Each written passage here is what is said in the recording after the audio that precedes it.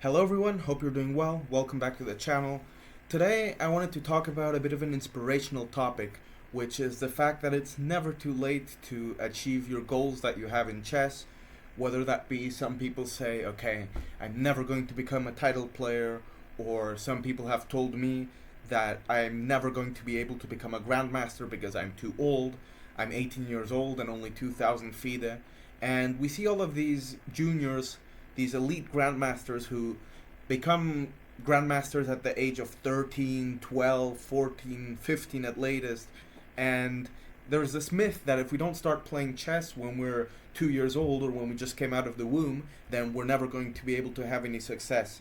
But I wanted to talk to you today about a very interesting story about a player that has motivated me a lot after seeing his story, and that is the Ukrainian Grandmaster Igor Kovalenko. So, just to show you a little bit about him, let's analyze his FIDE profile a bit, and then I want to show you some very impressive games that he's played. So, as we can see, this is really a super strong Grandmaster. His classical rating peaked at 2700, so he was a member of the 2700 club. Truly very, very strong. But what's interesting about this player, if we see, he was born in 1988 and he achieved his Grandmaster title, if we look at info, in 2011, at the FIDE Congress in 2011.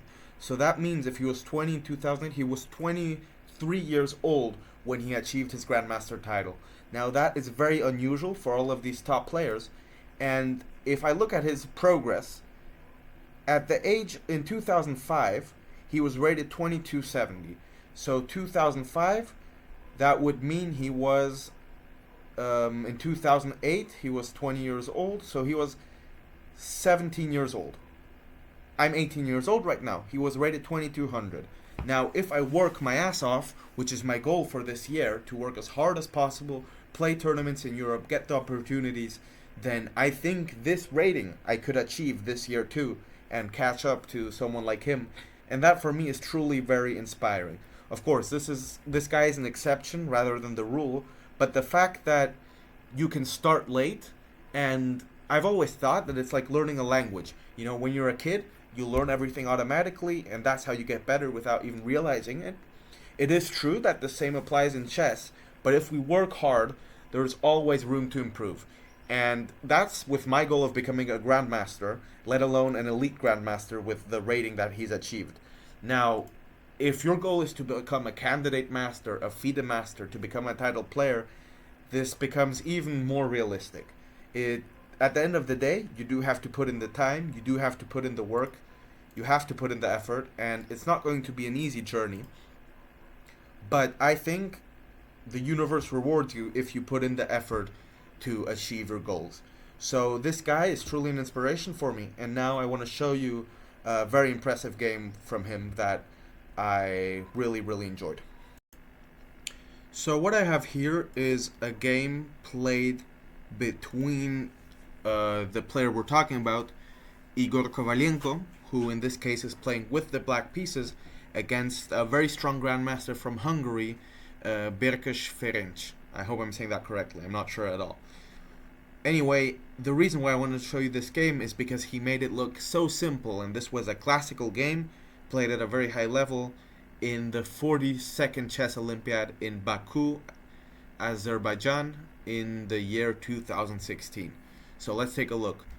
White, Ferenc, started with the move d4, and Kovalenko played e6, which is an invitation to enter into the French defense. He was certainly very comfortable with that, but of course, if White already played d4, his intentions were of playing some kind of a queen's pawn game, and so c4 is very logical indeed. So after d5, knight c3, we're in a standard queen's gambit declined position. Black played the move c6, which is what's known sort of as the triangle Slav, but most likely it will at the end of the day transform, or better said transpose, into a semi-Slav position, which is exactly what happened after e3, knight f6.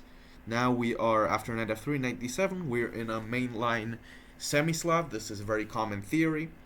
And okay, I'm sorry about that. I shifted a bit too forwards. That was a bit of a spoiler. Knight bd7, bishop e2, bishop d6. This is all very standard. Castles, castles, b3. This is a little bit of a sideline still, a very common move. The position is equal. b6 makes a lot of sense to bring out the bishop on this diagonal, whether it be on a6 or b7. Play c5 later on. So for now, everything is very logical. But just wait a little bit and you will get some very spectacular fireworks. So bishop b2, bishop b7. It seems like everything is under control for both sides. This game is going to head into the most boring draw imaginable. These are two players both rated 2600. Nothing's going to happen. Well, wait a second. Queen c2, best move. Queen e7, with the idea of breaking through with e5. So both players are sort of adjusting their pieces into the correct positions, but at some point one of the sides is going to break through with some kind of a pawn move, and the position is just going to explode. So e4. White is the one who decided to play in the center first, and now this allows black the opportunity to take everything on e4 and gain some time by takes, queen takes, and now knight f6, attacking the queen, so gaining a tempo on this queen, winning some time. Queen e3, already a little bit imprecise. Better was queen c2, where it would not fall under the attack of any pieces after queen c2, not queen c3, but instead queen e3 was played, and now c5. And all of a sudden, look at how this bishop opened itself up onto the king side. This bishop is looking very nice as well. This knight can suddenly jump to g4, and that's why the queen here is a little bit vulnerable, and the position is about to go crazy. h3 was played to prevent the move knight g4, but then the question is, why play queen e3 instead of queen c2? He had to waste the time with h3. Now, rook a d8, positioning the rook in the center, rook a d1, knight e4. Now that the knight is supported by the bishop, we will see in a second that it has a very, very useful role, and this will be the knight that wins the game for black. So, once again, another spoiler, I'm sorry about that. Knight e4, bishop d3, f5, supporting this knight in the center. Now, all of a sudden, of course, you don't want to take this knight, because we would take back with the f-pawn. The knight would have to move away. If something like knight d2, then suddenly c takes d4. If bishop takes d4, bishop f4, and we would win the game. Because after queen c3, we have this move queen to g5, and everything is going to fall. So now, instead of this, of course, white could not play bishop takes e4. Bishop c2 was played. c d4, bishop d4, and e5. And now look at this. Black has activated his pawns in the center. He has this beautiful supportive bishop. He has this knight which is in the game, and everything is looking very nice. And now after bishop b2, the game is already won with the move bishop c5. Now, instead of this, the only move that white had to try to stay in the game is absolutely insane. This is a computer move, but the move is c5. Now, this is very hard to find. The idea is that after bc5, now bishop b2, black no longer has the c5 square for his bishop because this pawn occupies the square. So that would have been very nice indeed, but bishop b2 was played, and now bishop c5, rook takes, and here comes the final blowout with, pause the video, try to find the move. Okay, congratulations if you found it.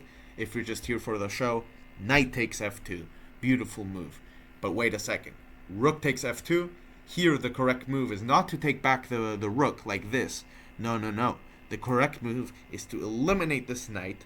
Bishop takes f3, force white to destroy his pawn structure with g takes f3, and after queen h4, the game is over, and Ferenc Berkes resigned the game. Because if he would have played something like queen f1 to defend the rook, then now we can play rook d2 directly, and we're just collecting this rook and winning the game immediately.